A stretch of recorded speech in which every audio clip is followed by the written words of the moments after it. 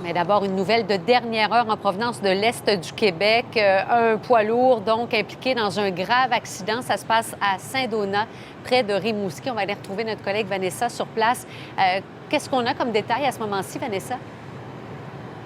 On a quelques détails, Cindy. Là, comme vous l'avez dit, on se trouve à Saint-Donat-de-Rimouski. Et là, c'est difficile à voir là, parce que vous voyez seulement un poids lourd. Mais ce qui est arrivé ici, on est à l'intersection de la 298 et de la rue du Mont-Commis. Et il y a deux poids lourds qui sont entrés en collision. Il y a un poids lourd chargé de bois là, que vous ne voyez pas actuellement, là, mais qui a fini sa course derrière la maison jaune que vous voyez actuellement. Donc, ce qui est arrivé, c'est qu'il n'a pas réussi à faire son arrêt obligatoire pour une raison là, que l'on ignore encore à l'heure actuelle.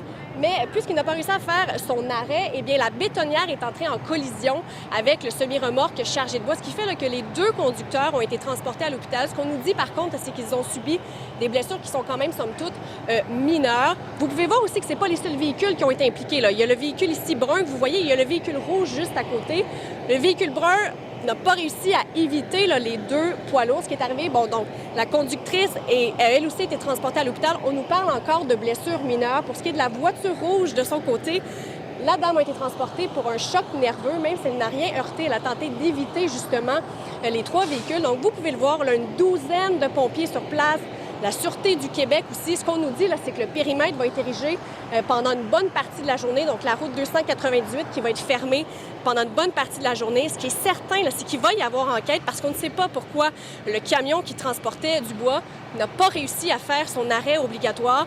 Du côté de la Sûreté du Québec, on ne sait pas encore là, si les reconstitutionnistes vont être appelés sur place. Donc, c'est certain que c'est une histoire qui va quand même évoluer. Mais ce qu'on sait pour le moment, 4 personnes qui ont été transportées à l'hôpital. Mais heureusement, là, dans les 4 cas, c'était des blessures mineures.